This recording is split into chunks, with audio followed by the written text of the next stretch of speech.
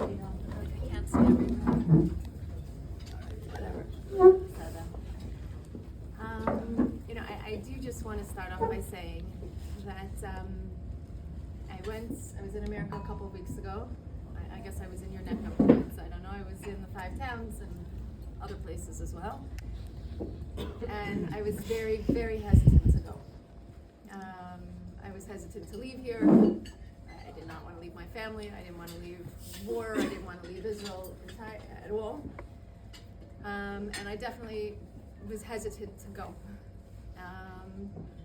We feel like, okay, we are experiencing, we're living through this. You're over there. You don't have to deal. We're in pain. Well, I don't know what you're doing.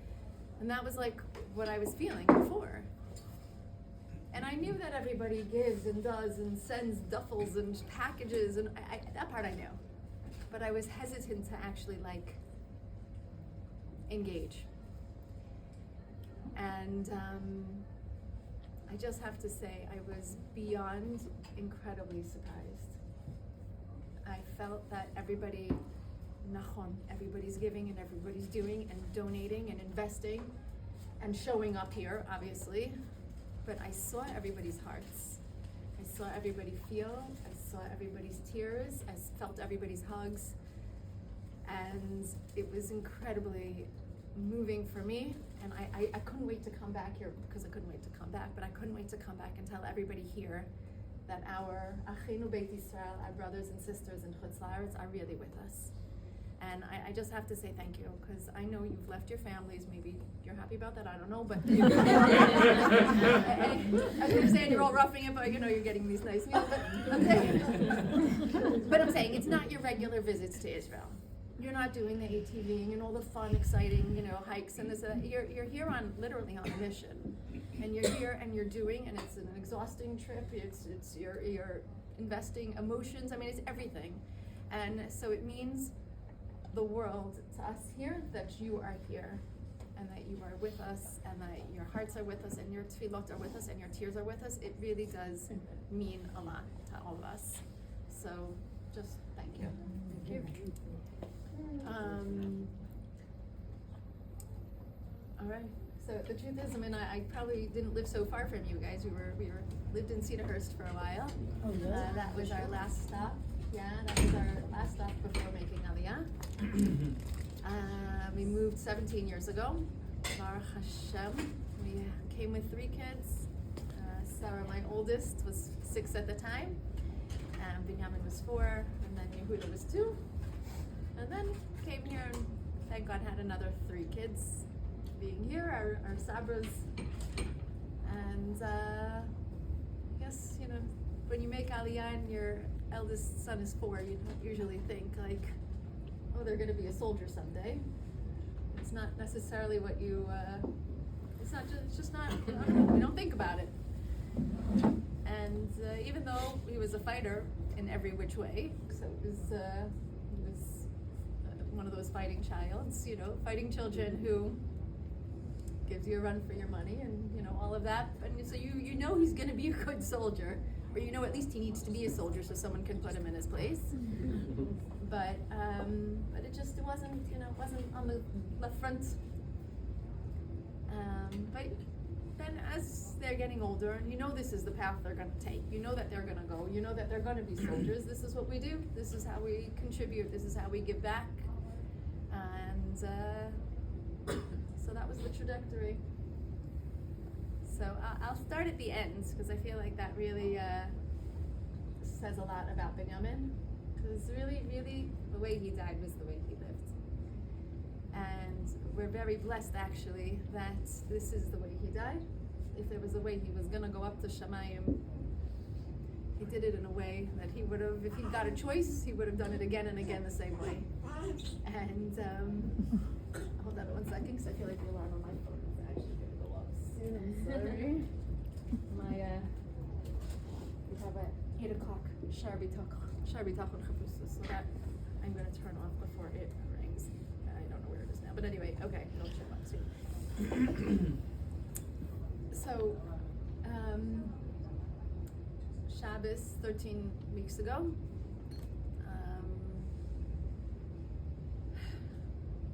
Shabbos morning 13 weeks ago, there was a battle that was taking place in northern Gaza.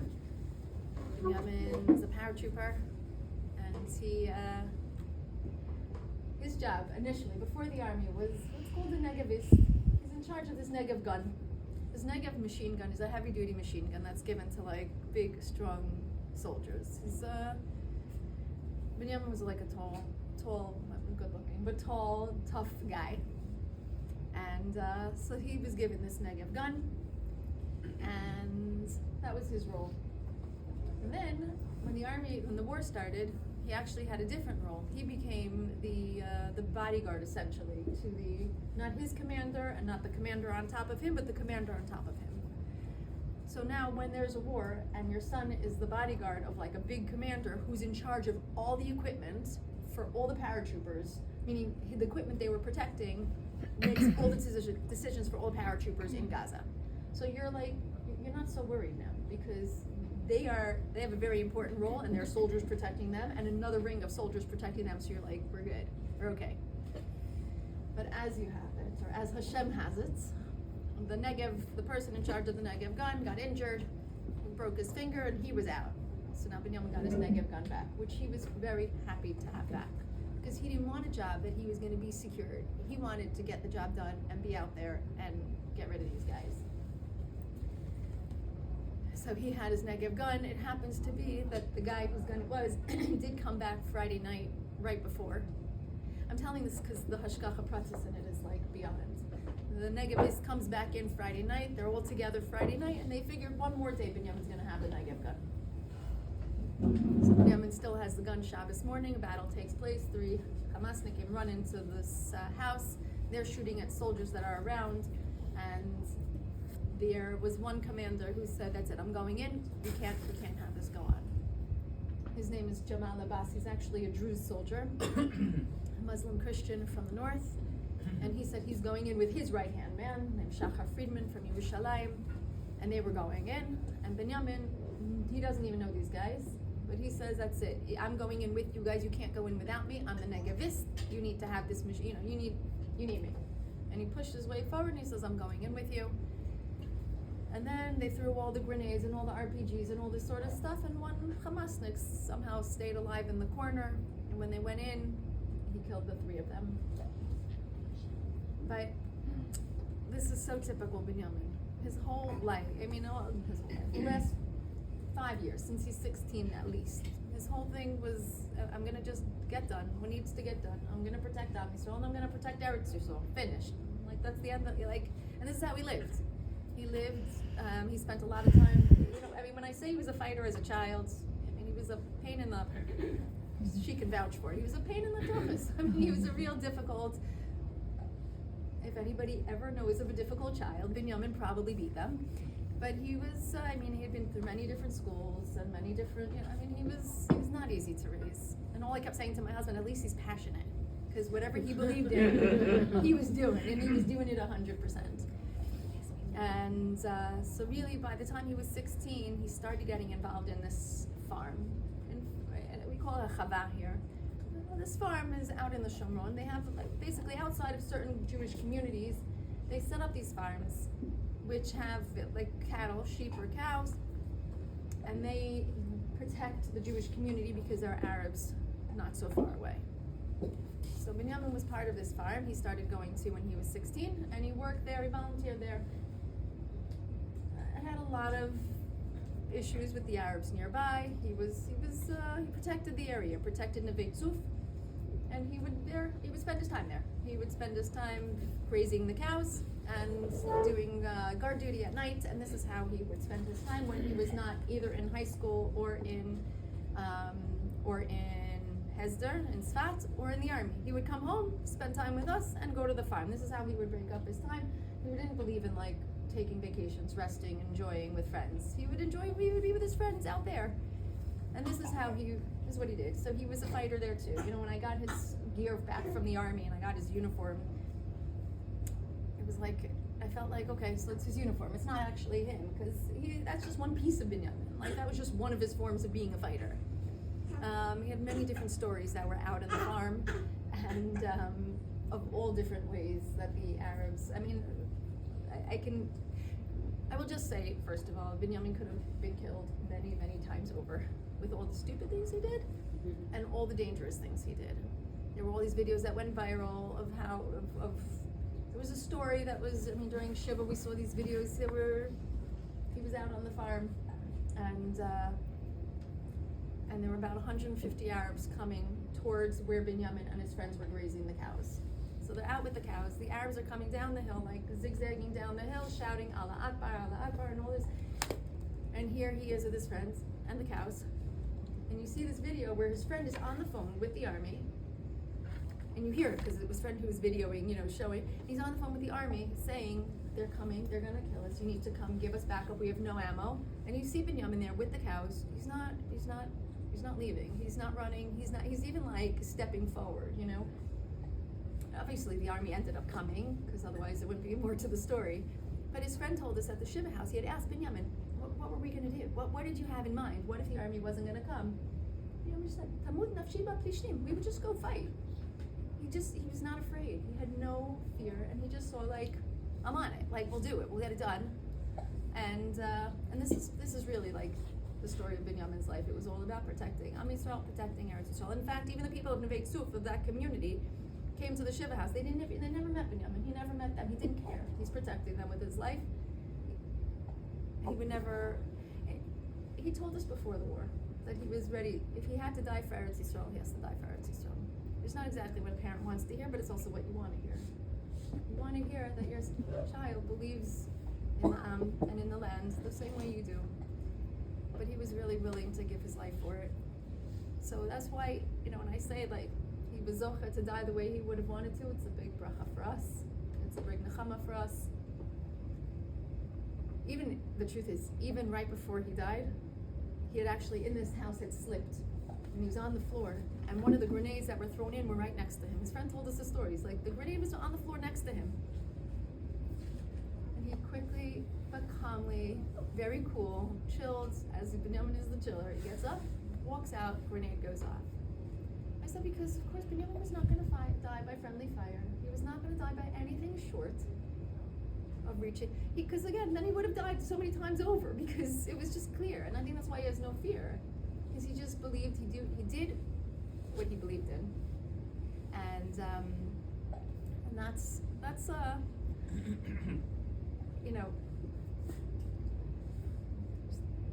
the 755. And this is the way he lived. It was everything for Am Yisrael and Eretz Yisrael. But with, I say with the bravery, but it's like my husband always likes to tell over, like it's not a normal bravery that he had. It's not something that we can even emulate, because it's something so beyond. He looked at the Tanakh characters, he looked at the Tanakh figures, personalities, as like his role models. In fact, 2 years ago, I found a calendar that he wrote, now I found a calendar from 2 years ago, Elul 2 years ago, that he made a schedule for himself of what he was going to do during Elul. So number one, that he would like check off. We make our little checklist. He made a checklist for Elul. The first one was Shacharit. I don't know if it was Shacharit Bisman or Shacharit B'minyan, whatever it was, but Shacharis. The second one was kosher. He believed in exercise. I guess, kid with ADD knew himself very well that if he doesn't get his exercise, he can't sit. And number 3 was every day, Daf Yomi, and 2 prakim a day of Yoshua, Shoftim, Shmuel, Malachim. Because these are all the characters that teach us about Kibush Haaretz, and about leaders, and about kingship. These are his role models. This is what he learns from. And every time, we study it like, okay, of course he's going to die, and Parshas told us, because Yitzchak is Gevura, but Yitzchak's Gevura, what do we know about Yitzchak? Not so much, right? What do we know? We call him Yitzchak, he's his Midas Gevura. There's very little we know about Yitzchak. B'diuk Binyamin, everything quiet. He has his Midah, he's the bravest, whatever. Aval b'sheket, ba'anivut, nobody really knows. He just does, he goes, comes in, goes out. Shalom al Yisrael. But and I think when there's somebody that looks up to these characters, he saw no limit. He saw no limit in his potential. You see, he was really, when I say he was a nut job, he was mamish a crazy kid.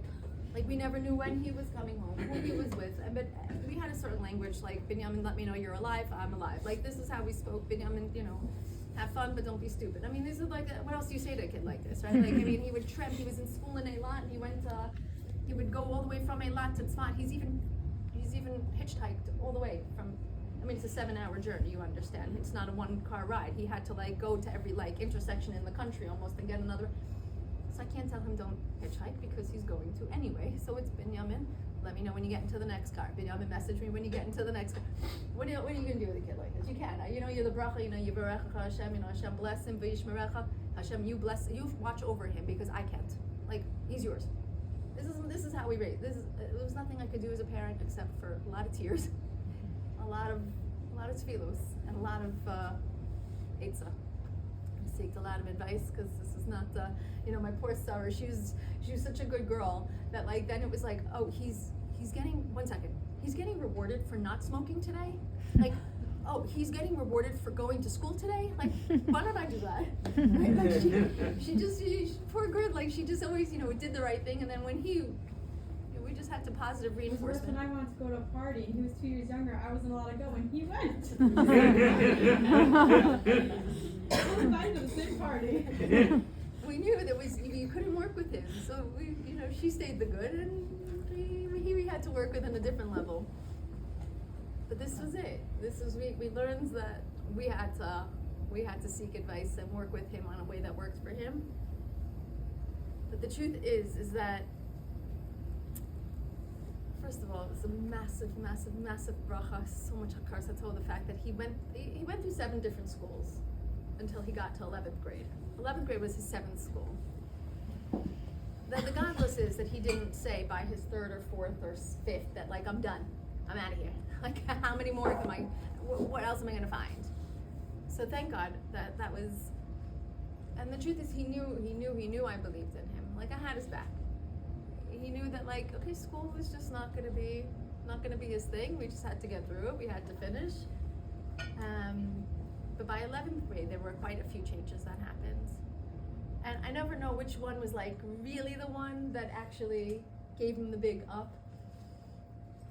But there were a few things that happened, and I like to tell these things because there's so many lessons in this for everyone, including myself. When he got to 11th grade, first of all, the fact that he found a school that was willing to work with him, and that believed in him, and that was willing to give him all these other opportunities, that instead of just being in the class, there's teachers that cared for the students. Okay, so this is already number 1 method of success, right? Like, you find a school that is really right for your kid. Okay. And then he also went to Uman because I think he was really looking for like what was gonna light his fire. He's trying to light his fire. He's trying to figure out like, how am I gonna like get up there, you know? And he went to Rabbi Nachman, he went to the Baal Shem Tov, but he came back frustrated because I think he was looking for, like that ADD, I need it now. Like, he was wanting the fire now, and he didn't have it. It was like a slow process, which he didn't see the slow process. He just thought it wasn't working. But his friends were like, but Binyamin, like 2 weeks later, you're wearing tefillin every day. Binyamin, you're Shabbos, you're doing Shabbos. Like, what, it's obviously working. He's like, no, it's not. But he didn't see that he was actually on the path. So I think, okay, so finding the right school and Uman, I'm sure, did something. And then he gave in his smartphone. He had a smartphone, obviously, like every other, 15-year-olds, and he decided that he doesn't want it anymore. And he switched it for a Nokia, one of the, a dumb phone, which, by the way, was hilarious because one of the times that he was having a bunch of Arabs came to start with them, and he took out his Nokia phone, he's pretending he's videoing them, and they ran away. Like, only Binyamin can pull that off, So he gave in his smartphone. He had enough of the fact that, like, he's with his friends, and like everybody's on their phones, so they're not actually present, or like you're talking to somebody that's across from you, but like through your phone. Even he couldn't stand that whole concept, and he didn't like that. He's like, I don't understand. Why do I care what they're eating for breakfast? Like, I'm eating my food. Like, and I think what bothered him the most is he couldn't understand why other people cared about other people's opinions. Like, he understood the news, he understood what was going on, but like to listen to like the chatter, he's like, I know what I think. Like, why do I need to know what other people like have commentaries on everything? So he got rid of his smartphone, which I think really, really looking back was his greatest weapon, because it gave him space to think and to dream. And he and I think that was his greatest hidden strength, was that he was just disconnected from all the waste of time. And I don't know if any of you, I don't know, some people know about Binyamin's list. But basically, Binyamin, when he was 16, he started writing this list of what he wanted. And the crazy story is how he even found it. That's like the nuts part. But we'll see if we, I don't know. That was my 6th night of Hanukkah gift. Remember finding that? I didn't know we got it. So we found this list in his room. And it was basically 55 things that he had written that he wants. And he wrote that. First of all, there's such greatness to it, not just because of what he wrote. His things that he wrote were like real, not just, I mean, if I had a bucket list, I mean, we all have our bucket lists of like, I don't know, I want to run this race in this amount of time. And yeah, his things were like, not speaking Lashon Hara about other people. Like, lichyot oneg Shabbat, like to live a life. He had like the loftiest things. He also had regular things. He wanted to be a good horseback rider. The crazy part was that was before he started on the farm and actually was a horseback rider, right? And he even wrote he wanted to have horses. I was like, well, he doesn't get a check for that. Then I found out afterwards, no, he actually did have horses. And he just does these, But the godless is that he wrote this list when he was still crazy Binyamin. When he was still the kid that was out till all hours, and he was still the kid that, you never knew who he was with and what he was doing with them. And he made this list of godless even during them, like even from that place. He knew where he wanted to go. And I think when you think of a list, like what is a list? It's like Waze, right? You put an address into Waze and then it's taking you to that place. But even if you like steer off, like Waze doesn't get angry at you, it just gets you back on. And then you make a wrong turn again and you get back on because it tells you know where you want to go. And really when you know where you want to go, the chance of getting there is like for real. Right. So he knew where he wanted to go, even though he was still Nutjob Binyamin. The other godless is that he actually really, there's only like a handful of things on his whole list that he didn't do out of 55 things. And it could have been getting in a high unit in the army and succeeding on his exams and going on hikes with his family. Like there were, the 5 things that he didn't do were like get married, or like, one was like good handwriting, which we needed like a special ed teacher to read this so he doesn't get that. But, or maybe he read like to write nicely poetry. I don't know what he meant, but he don't get that either. But then he had like to see the Beis HaMikdash, Tchias HaMesim, and Mashiach. And I'm thinking like, I don't know, do I give him a point for that? I don't know, maybe. He even wrote on there to be a Kohen. And I thought, what does that mean? But the truth is that I asked about that, because obviously he didn't ask to like switch his genetics. I know there are people who like identify with things, I don't know, but he wasn't trying to like. So I actually asked like Rabbanim, I asked Shlomo Katz, I asked all different people, but what's a Kohen?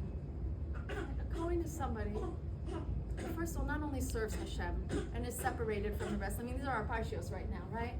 Our big day kahuna. Now, what's the point of the big day kahuna? First of all, if you don't wear exactly, you're out.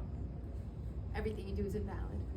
But the big day kahuna is to show that you are separate. Binyamin, he really felt that he had a job, so he wanted at least, to be that one to connect Am Yisrael to Hashem.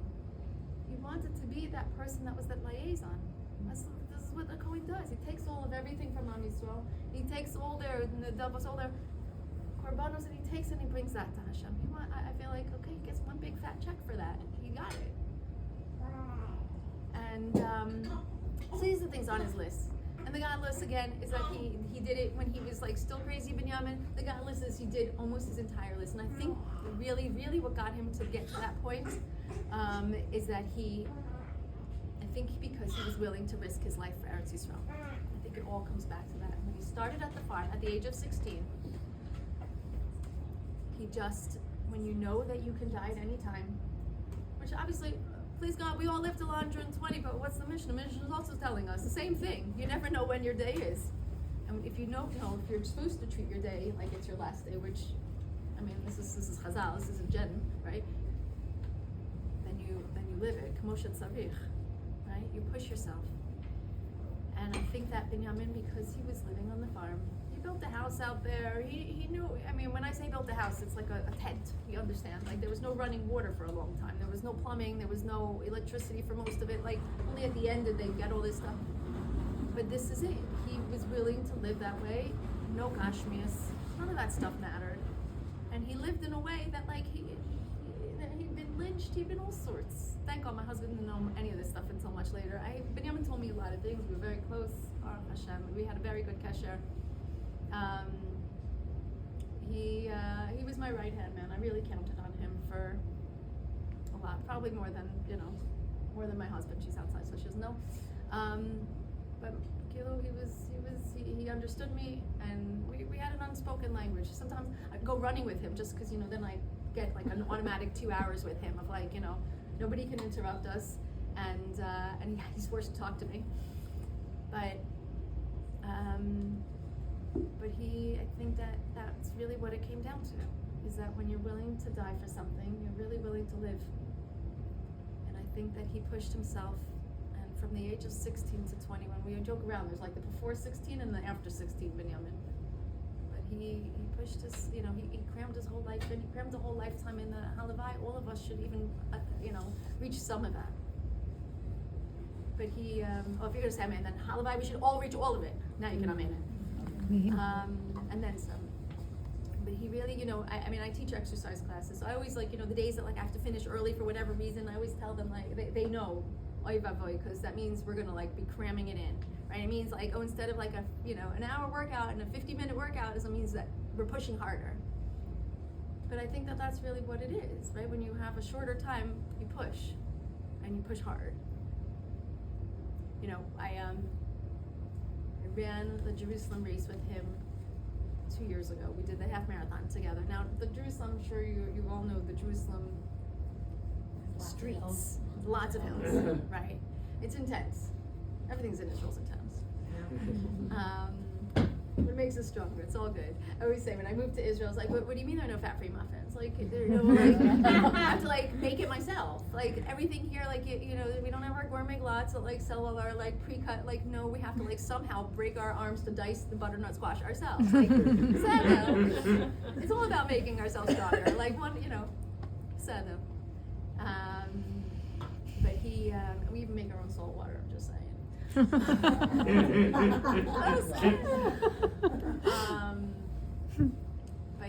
So the Jerusalem hills are very intense.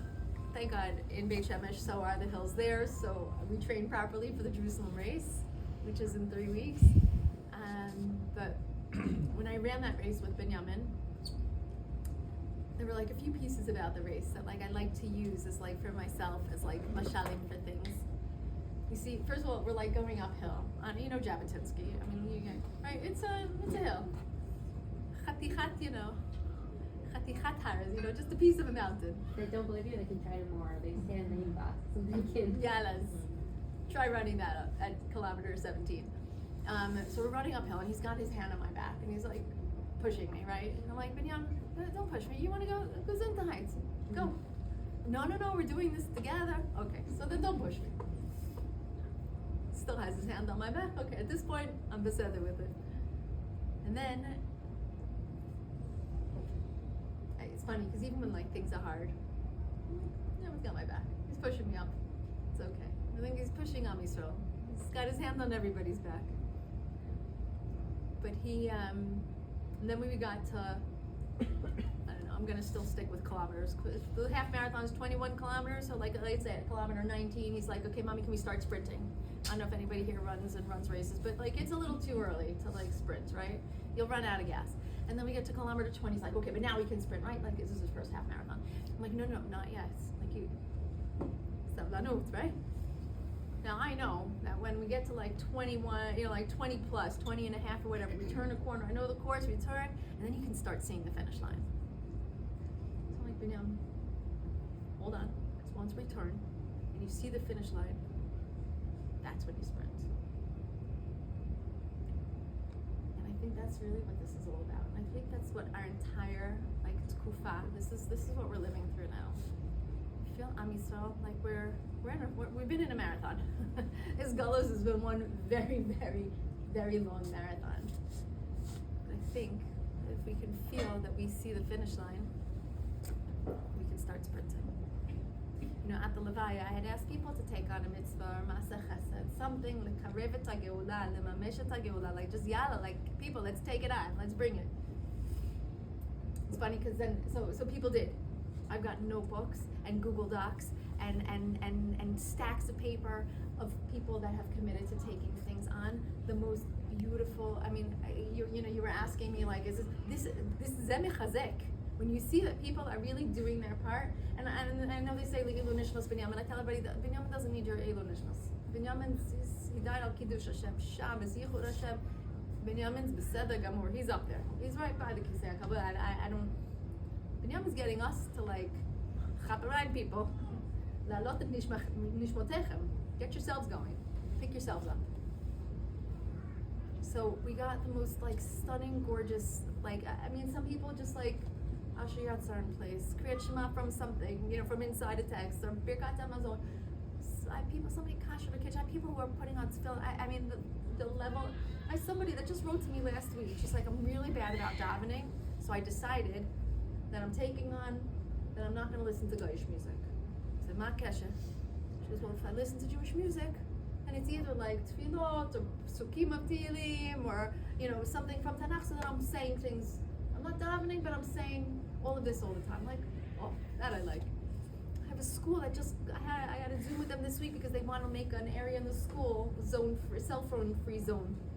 I'm like, but I'm gonna be happy with that too. Yeah.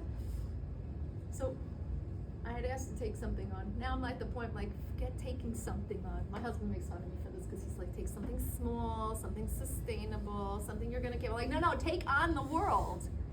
Because if you think that we're at the end, if you think that it's possible that we are at this, let me tell you something about this war, okay? This war, I know we think it's about Gaza, it's about the hostages, it's about I don't know what. You go into, you're not going to go. The soldiers, any house in Gaza they go into, there are three things basically. One, something incredibly inappropriate, we'll leave that out. One, a lot of ammunition. And one, pictures of Alaska, Dome of the Rock, Har Bayit, you know, Har Moriah, Akedas Yitzchak. This is their pictures. And last night we had a big mifaked, a big captain over at our house. He wanted to hold the falafels, all the everything. And I said, 1 second, I've been telling them that these pictures are in the houses. Can you just confirm this? Because this is what I heard from soldiers. He goes, it's not just on their wall. It's on their foreheads, on their bands, it's on their bombs that they create. They're pictures of the mosque, pictures of Yerushalayim. This is what the war is to them. This is what they're fighting for. In fact, just this week when Hezbollah terrorists were killed, you know what it said in the news? It said, this guy and this guy on their way to Jerusalem. That's what it said. That's what they're fighting for. So now I ask, is that what we know we're fighting for? Are we fighting for Yerushalayim? When I say Yerushalayim, Zelo Yerushalayim HaCharuva. You know, it's not the Yerushalayim HaBnuya. Yerushalayim Beis HaMikdash. You see, if we know that that's what this war is about, we fight it very differently. It's not just about the, soldiers with their weapons. It's not just about the Air Force. This is about, like, what you can do. This is a much bigger war. And this is where everybody has a charged mission. This is where everyone has something very significant to do, because that's what this war is about. You see, when I started and I said it's all about the Achdut, you guys are coming and showing up, this is what destroyed the Beis HaMikdash. Hashem has mastered the most incredible Avat Chinam movement, where everybody's involved. He's generated so much care in Am Yisrael for each other. We thought it just started in Eretz Yisrael, right? And we're hosting families from the south and from the north, and we're giving and we're cooking meals for all the soldiers' wives. But now it's everybody. Everybody's in this. You guys are all in this. All of Am Yisrael, everywhere, are in this. I keep thinking, like, how much more nachas does Hashem need to have before He gives us the house? All these boys up there, all these soldiers. I have my Binyamin, he's a builder. And Ari Zettelman, he's a mathematician. And you have, Levenstern, and he's a Talmud Chacham. All these guys up there, they're all building. They're building this house. I have no doubt. Right, that's what they say about the third Beis HaMikdash. We just have to bring it down. Right, the Avram Fried's burying the house down. This is what we're in. I feel like this is our tkufa, and I really, really would like to believe that the finish line is there, and we just have to floor it. We just have to do what we can to get to this finish line successfully. And if we do, right, you're here. I mean, I don't know. Hopefully you don't have to go. You just got to send your people back here. You know, bring your families in. But we can really. I just feel like it's so in our reach. I literally just left a message for a Rav on the way here. I'm like, okay, I know Mashiach's supposed to come when we're not expecting it, but we're all waiting. So I don't know how that jives now. Like I don't know what to make. We're waiting. And we know it's coming because we've never Am Yisrael. When? I don't know. What do you know when? It could be, who knows when. But it's definitely closer than it was. You cannot compare Am Yisrael from before Simchas Torah to now. En Matzav. We're on a complete, the whole nation is a completely different nation. Nachon, we had to give korbanos. Airley family had to give a korban. We weren't asked. Hashem didn't ask for our opinion in the matter, but we did. It's one day. I'd like to believe this is a korban toda. I'm not there yet. I'm not holding there. But I'd like to believe that the korban was really the Kohen that was bringing Am Yisrael closer to Hashem. You know, when Binyamin wrote in his list that he wants to go to Rashbi, kept thinking, man, we go to Meron like every year. We go hang out. We go to Rashbi all the time. Like I don't know why he would write that. He didn't want Rashbi to go to Kever Rashbi. He wants the source. He wants to sit. He wants no more ADD now. No more learning issues anymore. He's sitting with his Rabbi Akiva. He's sitting with his Rashbi.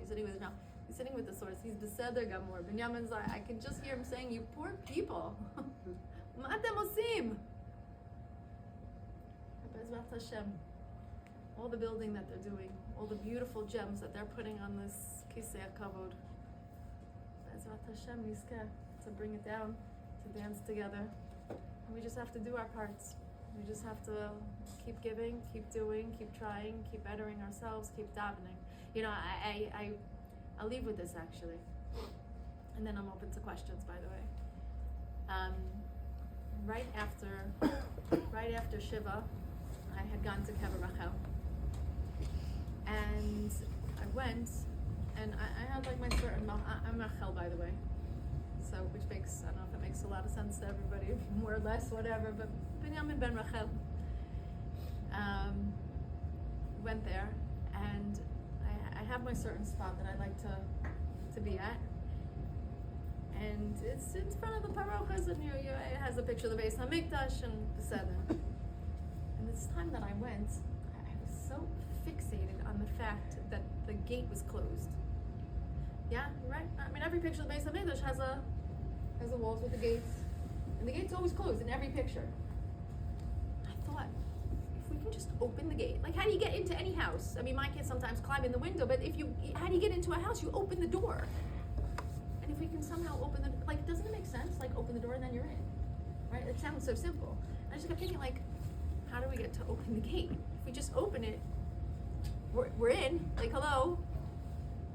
And I was so bothered by this. I was just so fixated on this.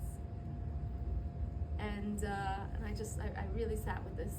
But then we finished Nach Yomi. We were in Divrei Yamim Aleph Perek Vav. Shlomo finishes building the whole Beis HaMikdash. It's all ready, but the gate's closed. It's literally what Shlomo. What does he do? What does Shlomo do? Come on, somebody. What does Shlomo do? It's interactive now. He davens. He davens to open the gate. And once he davened to open the gate, that's it. He got the Beis HaMikdash. Thinking, sounds so simple.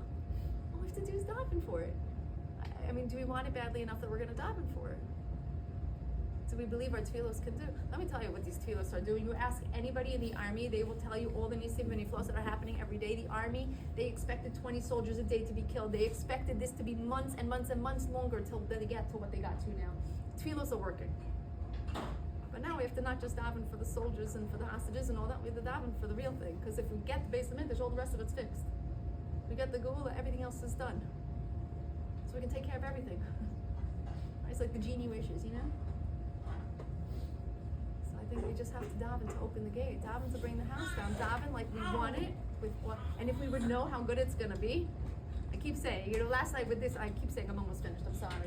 The last night when we had these army people over, not religious guys, one guy had a kippah, the women, I don't know what they hold, what they don't care, it's not my issue. And they just kept saying, it's funny, they kept saying, maybe I shouldn't be saying this, I don't know. I'll say it, whatever, I started. They just kept saying, like, people in America, they don't know how good they would have it if they were here.